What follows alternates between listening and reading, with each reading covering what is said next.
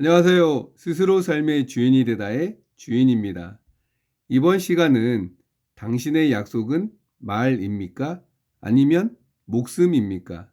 에 대하여 이야기해 보도록 하겠습니다. 여러분, 우리는 약속을 왜 지켜야 할까요? 단순히 시간을 지키는 문제가 아닙니다. 약속은 우리 사회의 질서를 유지하는 보이지 않는 약속이며 서로의 시간을 아껴주는 예의입니다. 하지만 누군가 나 하나쯤이야 하는 마음으로 그 질서를 깨뜨리는 순간 신뢰는 무너지고 혼돈이 찾아옵니다. 좋은 원두를 쓰겠다고 약속해놓고 뒤로는 저렴한 재료를 섞는 것은 법망을 피하기 전에 자기 자신을 속이는 기만 행위입니다. 오늘 저는 인생의 안목과 인재를 결정짓는 약속의 무게에 대해 이야기하려 합니다. 매장에 지각을 반복하는 직원이 있다면 우리는 무엇을 믿고 일을 맡길 수 있을까요? 사장 또한 마찬가지입니다. 정해진 오픈 시간을 어기고 사소한 약속을 소홀히 여기는 사장이 과연 보이지 않는 위생은 철저히 지킬까요? 손님의 믿음은 하루아침에 쌓이지 않습니다. 하루하루 성실하게 벽돌을 쌓아 올리는 탑과 같습니다. 하지만 그 공든탑이 무너지는 것은 한순간입니다. 자기가 한 약속에 대해서는 목숨을 내놓겠다는 결의가 있어야 합니다. 그래야 비로소 사람을 얻고 인재를 곁에 둘 수 있는 안목이 생기는 법입니다. 지금 우리 사회는 잘못을 남에게 떠넘기고 책임을 지지 않으려는 모습이 가득합니다. 하지만 진정한 리더는 다릅니다. 잘못한 것이 있다면 떳떳하게 인정하고 책임을 지십시오. 타인은 속여도 자신은 속일 수 없으며 진실은 언젠가 반드시 드러나게 마련입니다. 말을 신중하게 하되 일단 뱉은 말은 끝까지 책임지십시오. 아침에 문을 열기로 했다면 단 1분의 오차도 없이 엄수하십시오. 이 집은 언제나 일찍 문을 연다는 그 작은 각인이 손님의 마음속에 거대한 신뢰의 성을 쌓게 될 것입니다. 약속과 믿음의 중요성에 대해 공자께서는 이렇게 말씀하셨습니다. 인이무신, 부지기가야. 사람에게 믿음이 없다면 그가 어디에 쓸 수 있을지 알 수 없다는 뜻입니다. 공자께서는 또한 민무 신분립이라 하여 백성의 믿음이 없으면 나라도 바로 설 수 없다고 하셨습니다. 천하를 얻는 사람 곁엔 늘 인재가 있었다는 말은 바로 이 신의가 있었기에 가능했던 것입니다. 남을 속여 번 큰돈은 모래성일 뿐이지만 신의로 쌓은 명성은 영원히 무너지지 않는 자산이 됩니다. 말의 가치를 증명하기 위해 오늘부터 이것을 지켜내십시오. 오픈 시간 엄수. 1분의 약속이 매장의 첫인상을 결정합니다. 지역에서 가장 성실한 매장으로 각인되십시오. 나 자신과의 위생 약속. 아무도 보지 않는 곳에서 나를 속이지 않는 것이 진짜 신뢰의 시작입니다. 책임을 지는 태도. 문제가 생겼을 때 변명보다 책임을 먼저 생각하십시오. 그 정직함이 당신의 인격을 만듭니다. 배움을 게을리하지 마십시오. 성장하는 사람만이 자신의 말을 지켜낼 힘을 갖게 됩니다. 여러분, 약속은 당신의 신념이자 인격 그 자체입니다. 당신은 오늘 이익을 챙겼습니까? 아니면 신용을 지켰습니까? 신뢰는 최고의 자본입니다. 원두가 정직한 압력을 견뎌야 맛있는 에스프레소가 나오듯 여러분도 약속이라는 무거운 책임을 견뎌내야 인생의 진한 성공을 추출할 수 있습니다. 스스로에게 떳떳한 길을 걸으십시오. 세상은 결국 약속을 지키는 사람의 손을 들어줍니다. 그럼 손자병법 행군편 10일 인재는 손수 키운 병력 안에서 구하라. 시작하겠습니다. 병비익다야 유무무진 조기병력 요적 취인이이 부유무려이이 적자 필금우인 졸미친부이벌지 즉 불복 불복 즉 난용야 조리친부이벌불행 즉 불가용야 병력이 많다고 이익이 아니다. 맹목적으로 무모하게 돌진하지 않고 힘을 합하고 적을 파악하고 인재를 뽑기만 하면 충분하다. 무릇 무모하면서 적을 우습게 보는 자는 필히 적에게 포로가 된다. 병사와 친하지 않는데 벌을 주면 복종하지 않는다. 복종하지 않으면 부리기 어렵다. 병사와 친해졌는데 처벌하지 않으면 부릴 수 없다. 병력은 많을수록 좋은 게 아니라 그저 무모하게 행동하지 않고 역량을 집중하고 적의 상황을 파악하면 충분하다는 것이다. 그런데 역량을 집중하고 적의 상황을 파악하려면 인재가 필요하다.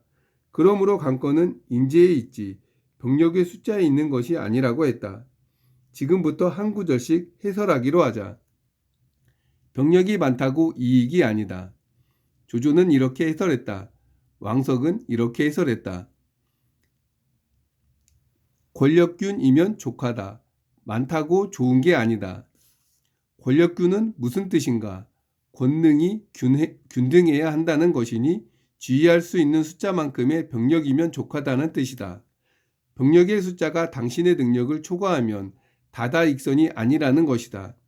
한신은 병력 문제에 있어서 다다익선이라 후원했다. 10만이든 100만이든 모두 지휘할 수 있다고 자신했다. 그런데 한신은 유방의 능력에 대해서는 최대 10만 병력이라고 평가했다. 10만 병력이 한계라는 것이다. 10만을 넘어가면 권능이 미치지 못하며 지휘할 수 없다고 했다. 하지만 한신도 유방의 능력을 인정했다. 유방은 장군을 다루는 능력이 탁월하여 자기를 지휘할 수 있는 것이라고 했다. 맹목적으로 무모하게 돌진하지 않는다. 왕석은 이렇게 해설했다. 무력에만 의지하면 안 되고 반드시 지략으로 적의 상황을 판단하여 행동한다. 용기 하나만 가지고 무모하게 경거망동하지 말라는 뜻이다. 힘을 합하고 적을 파악하고 인재를 뽑기만 하면 충분하다. 조조는 이렇게 해설했다. 키우는 것으로 족하다. 힘을 합하고 적을 파악하려면 인재를 뽑아야 한다. 그런 인재는 어디서 뽑는가? 조조는 키우는 것으로 족하다고 했다.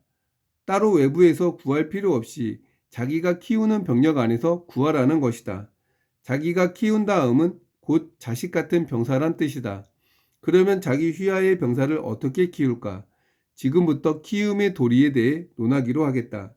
이것은 중요한 전략 개념이고 조직 개념이자 자기 내부의 역량에 의지하여 내부의 인재를 선발하지 외부의 도움에 매달리지 않는다는 개념이다. 병력이란 기본적으로 많다고 장땡이 아니라 지휘 가능한 숫자 안에서 동심 협력하여 역량을 집중하면 충분하므로 굳이 외부나 다른 사람에게 기댈 필요가 없다는 것이다. 을료자에서 말했다. 세상의 지원군이란 명색이 10만이지 실은 수만에 불과하다. 지원군을 보내는 군주는 인소라는 장군에게 이렇게 말하지 않는 자가 없다. 먼저 나서지는 마시게. 우방이 군대를 보내어 도와준다고 할 때 10만 병력을 지원한다고 큰소리치지만 실제로는 수만에 불과하고 또한 군주는 장군에게 이런 식으로 신신당부한다는 것이다. 우리가 먼저 나설 건 없다네. 그들더러 먼저 나가라고 하시게. 전국시대 말기 진나라가 동방 6제국들을 멸할 때도 그런 일이 있었다. 진나라 군대는 진나라를 위하여 싸우기에 이겨도 스스로 이익이고 저도 스스로 손해일 따름이다. 그런데 동방 6제국의 연합군은 말이 연합군이지 서로 앞장서서 싸우려 하지 않았다. 그러니 진나라를 상대로 교전하여 패하면 각국이 다 손해지만 이긴다 해도 서로 자기 공이라고 싸울 테니 게임이 되겠는가? 기업의 발전 전략도 이와 다를 바 없다. 자기 힘으로 발전해야 한다. 우리 기업의 우세한 분야와 다른 기업의 우세한 분야가 서로 결합하면 시너지 효과를 발휘한다고 판단하여 무슨 동맹을 맺으니 연합전선을 구축하느니 떠든다. 상대방이 흔쾌히 나서서 우리 기업이 발전하도록 도움을 줄 것으로 잔뜩 기대하곤 하는데 그런 꿈은 빨리 깨는 것이 정신건강에도 좋을 것이다. 개인의 경우에도 마찬가지이다. 우리는 흔히 이런 말을 한다. 친구가 많으면 그만큼 도움이 되지요. 물론 친구가 당신을 도와줄 수는 있지만 당신이 친구에게 도움을 기대하지는 말라. 주변을 둘러보면 많은 사람들이 매일 이런저런 모임에 나가 인맥을 쌓고자 한다. 만일 당신이 조금이라도 능력이 있거나 본업을 가진 자라면 자기 일에 바빠서 정신이 없을 텐데 이른바 인맥을 쌓으러 여기저기 기웃거릴 시간이나 힘이 남아 있을까? 정말 그럴 시간과 힘이 아직도 남아 있다면 차라리 일찍 귀가하여 사랑스러운 아이와 놀아주기 바란다. 자기 아이에게 시간을 투자하지 못하는 것은 직장인의 통폐이자 전략상 중대한 실수이다.